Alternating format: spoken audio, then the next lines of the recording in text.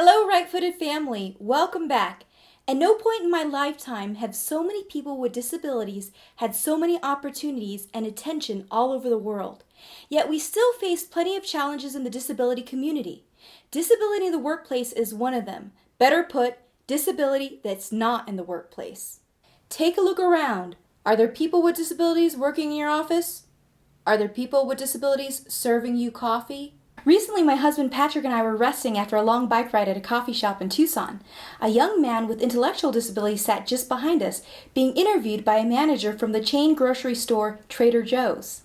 I believe people with any type of disability should be given a chance to work, and I was so pleased to hear that Trader Joe's, one of my favorite stores, is hiring people with disabilities. Because the reality is, Trader Joe's is among the few. Globally, fewer than 20% of people with disabilities currently work, according to the International Labor Organization. For me, it was the summer of my high school senior year. I felt independence approaching as I prepared to make that big transition from high school to college.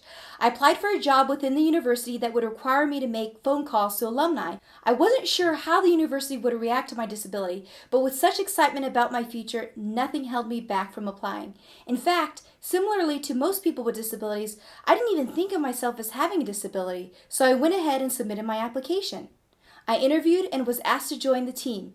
As I toured the office my first day, I saw that one of the employees was visually impaired, with a cane propped up against his station. I wondered if his working there set a precedent for other people with disabilities, and if that was why it was so easy for me to get the job. Regardless of the reason, the job was mine and I was thrilled. This job gave me such a confidence boost. I remember my first day like it was yesterday. The day started with a pep talk from management with incentives for high performance. On that day, my first day, the first person to receive a $500 alumni pledge would get a P.F. Chang's gift card.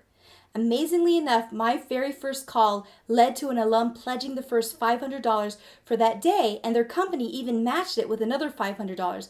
I was ecstatic. That first job not only boosted my confidence, receiving a bonus my first day didn't hurt, but it also became part of the rite of passage into adulthood.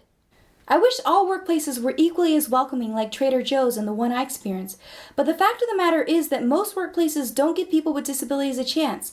In fact, in 2015, only 17.5% of people with disabilities were employed in the United States, according to the U.S. Bureau of Labor Statistics.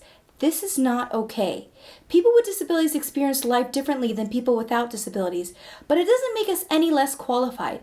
Perhaps it makes us even more qualified because we're able to contribute something greater than someone who hasn't faced as many challenges throughout their life. People with disabilities have more challenges than the average person. We are conditioned out of necessity to come up with a variety and potentially efficient solutions. These life challenges enhance our experiences and, even more importantly, our skills, which we use to enhance the work we do and to add to the teams we join. For some of us, the smallest tasks like getting dressed don't come easy. It requires creativity, ingenuity, and innovation. Take my case, for example. In order to be independent, I had to learn how to dress myself on my own. I use a dressing hook that attaches to the wall so I can hang my pants up as I slip into them. As early as kindergarten, I had to learn how to tie my shoelaces with my toes and then slip my feet in. In 2013, I met then-Senator Tom Harkin in Washington, D.C. We chatted about aviation since we're both pilots, and the work we were both doing to support ratification of the UN Convention on the Rights of Persons with Disabilities in the U.S. Senate. Unfortunately, ratification remains a ways off. In the meantime, we're both committed to increasing the number of people with disabilities, wherever they're born, to lead meaningful, waged jobs. So to all employers, please open your minds and your office doors to skilled job seekers with disabilities. See past any obvious disability and give them a chance. You'll be glad you did.